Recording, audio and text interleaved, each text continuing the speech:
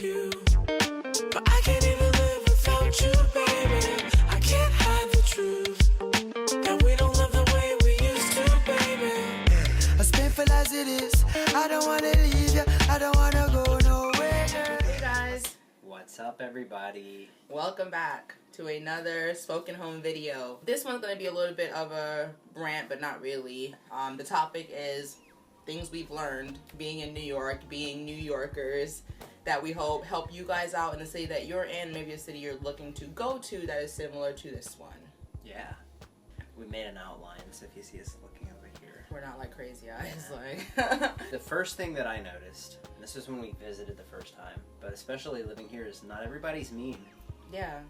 I don't know where that comes from. I think too many television shows, like, being very exaggerated. I don't think everyone is mean. And the ones that I have encountered that are abnormally mean are not from here. They're tourists. They're from somewhere else. Or, like, yeah, what do they call them? Implants. yeah. They're not, like from us. here. Yeah. So, it's really hard to say New Yorkers are mean. I mean, New Yorkers are kind of a melting pot of all types of people. And so, honestly, I've met some of the nicest people just walking the dog down the street. What Very I've true. noticed is that if you don't know somebody, they don't care about you. You don't really probably care about them.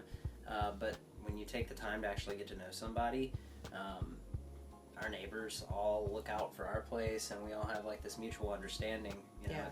I think it's just from like people don't have time to waste.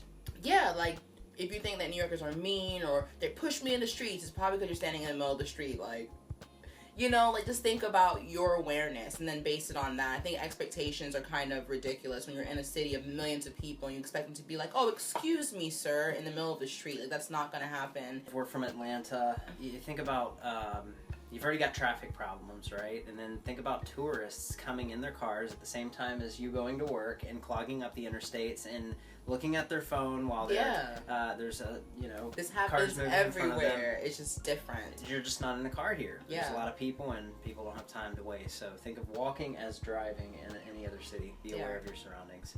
You're in New York. I'm not sure you're going. Yes. Or we'll bump you. Already. Yeah. To New York. Mm-hmm. Don't trust reviews online. I don't know how else to tell you, but a lot of the best places that we found had some negative comments. I don't know what was up with them, but not everybody's going to be made happy at every restaurant. So And they have expectations that are just ridiculous. Yeah. Like, it's New York. You're going to find hole-in-the-wall spots that have amazing chefs, but if you judge it just walking in, like, oh, it's so small. Right. Perfect example is there's a place called Tato Ramen. Truth. And they have 2 locations. I'm not even sure if it's the same. I think it's the same I company. think their menus are different. But their though. menus are different. Yeah, so anyway, they take cash only. They don't do takeout or leftovers or anything like that. If you have more than, well, if they don't have seats for you, guess what? You're waiting outside, and it doesn't matter if it's minus 20 degrees. Yeah, you wait outside. And people wait outside, so it's that good. You know, people make a bad review because they're mad that they showed up and didn't have cash, and so they have to go to an ATM. Because they're royalty. So, you know? So you can't base it on that. A lot of Figure the it out best for places yourself. we've gone is because we ignore the Yelp reviews. But there are also a lot of good ones out there. So you kind of have to weigh the good and the bad that you see and just learn from it next time, I guess. Mm-hmm. I think this is universal, but number 3 is plan way ahead. I think just planning anything ahead of time is probably a good idea, but... We've learned that the hard way here. Yeah. You can't just show up to a restaurant like it's New York. Especially on holidays, you here. just want to, be smart. That goes for anywhere, really, but it's crowded, and so there's that. Yeah, and planning ahead, you will obviously spend less money. So the Broadway tickets are always really expensive. If you plan way ahead, like 3 months in advance, you can get a decent seat for a decent cost. So I think everything in New York you need to plan ahead. And if it's like last minute when you're going out in the middle of the night, still see their reservations. It's just, it helps you to not have to wait, to maybe find a Groupon to save you money, which we do all the time. We do it a lot. That's our date night usually. We love Groupons. Mm-hmm. Number 4 is that we've seen that everything is expensive that you choose to buy. That's expensive, if that makes any sense. So it's definitely more expensive here. There's a place on our block that it's about $100 a person to go eat there. It's really good food. That's where I went on my birthday. Really good food, but it's $100. There's a dollar pizza, joint around the a corner block from us as well. So I mean, you've got kind of the two extremes there. But if you want to buy your toiletries at the local bodega, you're gonna spend more. And some people are okay with that because they have money coming out of their noses. And, but if you have the time to take the train 3 stops and go to Trader Joe's, you'll get the same toiletries for less. So it's just the time that you put in. Not everything is unbearably expensive. We've been cooking a lot. Yeah, understand your neighborhood. If you live where we live, you're going to pay because this is a touristy area. They want to get more bang for their buck. Go out to Brooklyn, you're not going to spend that type of money. So keep that in mind. All of New York is not expensive. A lot of it is exaggerated. It's tourist fees. Like, that's what it is. Yeah, if you don't know where to go, you're going to pay more. Yeah. Guess number 5 is realize that your personal space is gone. Unless, like, you're at home, and even then, like... Yeah, especially coming from a big old house and in a city that was very spread out, you have to get used to getting bumped. I got shoulder shoved the other day, and I was pretty mad about it because this guy was totally in the wrong. But anyway, I didn't do anything about it because that happens, and you just keep moving. Just keep it trucking. But on the train, subway, oh my gosh, people will practically be making out with you. They'll be in your face. And they'll This like is give what you they a creepy straight look, up, too. straight up. Like the Not one that eyeball. If that's happening to you, get on a different train at the next stop. But Yeah, it creeps me out. People stare at me. I actually do move, but even though personal space is not something that you really get in the city, still demand your personal space. You're a human being. You're allowed to be like, excuse me, like, can I have room for my arm? And they're gonna have to move over. or can I get off the train, please, before you get on? Yeah, if you sit down, like, and I go through this where if I go to sit down, someone will try to squeeze into the seat next to me that doesn't really have enough space for them. They try to, like, maneuver and say, this is not Tetris. You can't fit right here. I solved that by not sitting down on the train. Yeah, that helps too. So I can always move. Significant other?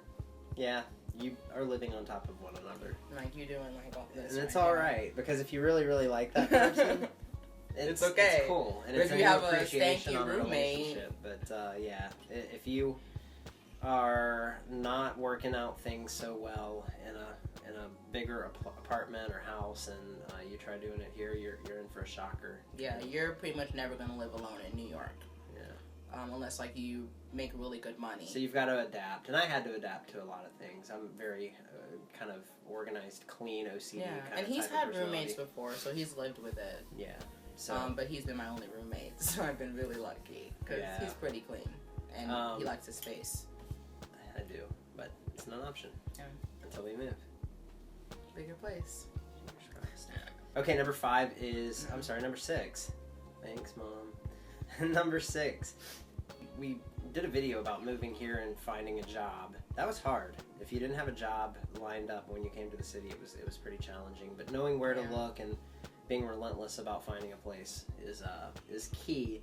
But we found that it seems that you're a lot more interesting to job recruiters when you are here in the city working already. And so it's like you've gained your stripes. Like they respect you you've proven more. yourself for a little while. Like, okay, you have a New York address, I'll give you a job. Like, it's different. It's easier to find the second job. It's always going to be easier finding the second apartment because you've shown that you are capable of living and maintaining your life in the city. So our next apartment, I think, I'm not going to underestimate it, but I think it's going to be a breeze compared to this hunt. This hunt was really tiring, and it was a time crunch. It was not being from here. But Very our stressful. next place should be a lot cheaper and a lot easier Yep. to find. And I guess number 7 is you can never really be bored unless you choose to be bored. And there are times that I'll be in the apartment thinking, I'm bored. And I'm thinking, shut up, Sheena. Because right outside is Times Square. Right outside is Central Park. So it's a choice that you make. But there is no way to be bored in this city. There's so much to do. And you don't have to spend money. Central Park is free. Walking around is free. Getting a monthly Metro card. You can do unlimited swipe. That's what we recommend. So you can travel whenever you want. Go to any borough you want to go to and enjoy yourself. If you get hungry, dollar pizza. Find Mention that we're into thrifting, so if you have an itch to shop, and this goes for anybody traveling to the city too, if you want to come here to shop, look, the H&M here has more clothes, but it's the same company as the one that's in Buford, Georgia. It's the same company. It's the same stuff. So same stuff online too. What you'll find, and we've actually found out, it's pretty interesting. You would think this would be a great place to sell things secondhand, and it turns out that so many people are transient and moving and constantly trying to get rid of stuff. That stuff's pretty easy to come by. So thrift stores are one of our new favorite things to do. But what's really cool too is that in the thrift stores, you're not just getting like Old Navy quality stuff. You're actually getting name brand, like some custom made clothing. I thrifted this guy. That would cost a ton of money. And so if you're looking for unique stuff, I say, especially if you're a tourist coming here, skip the big Times Square shopping malls and go start looking up thrift stores in Manhattan, especially, and probably Brooklyn too. We've been to some in Brooklyn. Yeah, you'll find some unique stuff and like a lot of real vintage stuff, not fake vintage, but real like vintage items, and even like some H&M items too. You never know. For sure. But that's fun to do. And there are always sites to help you find things to do in the city, like free concerts just pop up. Fever is an app that we were introduced to. Yeah. That you can just sign up for. This is non-sponsored, and you can find things to do. The biggest is Meetup. If you go to meetup.com, and this is any city that you're in, but anything you're really interested in, there's meetups going on where you can go talk to people that are interested, and they're free, most of them. You have some paid, but make friends. Yeah, it's a great way to make even friends. If you're like a college student moving here and you don't have any friends, those are all great things to get you immersed in the community and start making some relationships. And who knows, I think that connecting with people will help you in the job, the apartment hunt, almost every aspect. So I encourage you to go out and see things and be a part of society. Yeah, and don't be bored in a city like this. It's easy to. And we've got friends that they go to work and then they go home, and you almost have to remove yourself and put yourself back in where the place that you came from, and be like, wait, I'm not there anymore, and you have to remind yourself that. It's a conscious decision to not stay in the house, to go out and explore and do things. Just like it is to go to the gym. Exactly. It's the same thing. I have the same debate. Like, I could sit here, watch TV, but no, it's a Friday night. We need to go out. We need to socialize. Yeah. I guess the final thing that we've learned as New Yorkers is you are going to grow really fast. You're going to experience a lot really fast, the good and the bad. You do not have a choice. Some of the things I've seen in this city, I'm going to talk about like uncensored. Like, it catches you off guard. You're like, whoa. But then you remember, like, I'm in New York. It'd be like living in California, walking down Hollywood Boulevard. It's the same thing. You're going to see crazy things. And what's wild is people kind of look up and they keep walking and they break eye contact and they don't stop and look and gawk, and we're used to it. It's pretty funny. You're just like, oh, that's interesting. Like, you might see a naked person in the street, which I have, and you just keep it moving. You don't make eye contact. You just kind of erase that memory and you keep it moving, you know? Yeah. I mean, but it's New York. But I feel like for that, you grow very, very thick skin. You see almost everything, you know? Unfortunately, you see crime. You see weird things going on. You see see drug crazy habits. people. You see the kind of the negative, the negative sides of big cities. But you really see the struggle, like, turned inside out. So you're not as, I guess... Well, you can't stop and have a conversation with every single person that's in a tough situation, because the majority of people are in a tough situation. Yeah. Even the people that are going to work, and it's a tight city to make it in. But yeah, even with money, you still feel the struggle. Like, I wouldn't trade it for the world. No, they say like once you make it here, you can make it anywhere, and I used to think that was cheesy. I mean, I was born here. I used to think that was cheesy, and then I'm like, wait, actually, that's probably true. Mm-hmm. I feel like I could go to another country overseas, like Japan or anywhere else, and probably be fine. I don't regret the decision coming here. Yeah. The growth we've experienced would have taken us years, I think, in our little city in And you Georgia. mentioned the money, and it's like, we traded kind of a comfortable life with a big and we traded all that for the experiences that we knew we would get, and at the end, I mean, I don't know, maybe it was a midlife kind of not crisis, but I got to some point where I realized that maybe my priorities were a little backwards, and really wanted to start making some memories and start kind of challenging us and myself and putting myself in uncomfortable scenarios, and having to hustle a bit more, not just letting life just kind of pass you by, like not just living, but having a challenge every single day you wake up. Like, it's not so easy to go grocery shopping anymore. You have to think about how much can I bring, how heavy are my bags. Everything is a challenge. You can't just jump in the car. I take care of it. Yeah, he does, surprisingly. I don't know how somehow managed to get these heavy bags home, but you got to work for everything you want, is pretty much what it is. You want to cook, you want to grab some clothes, everything you have to put on shoes and go walk or go get on a train or go hustle for it. So I enjoy that. And I think right now when we're young is a good time to be experiencing this. You know, when we get older, we can buy a house with land and chill. But for right now, I want to grow some thick skin and I want to experience. Let's buy some land and chill. Land and chill. So that's everything we could come up with on the spot tonight.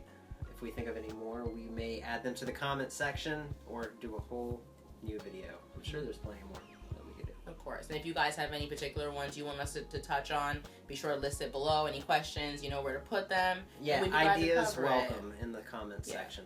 Like any ideas. We're open to them. Yeah. So thanks again for checking out another video. Like we said, we'll keep these a lot more consistent. Hopefully you guys are enjoying the topics, and we'll see you in the next one. Later, everybody. Bye. Before you came round, I was ready to blow me down.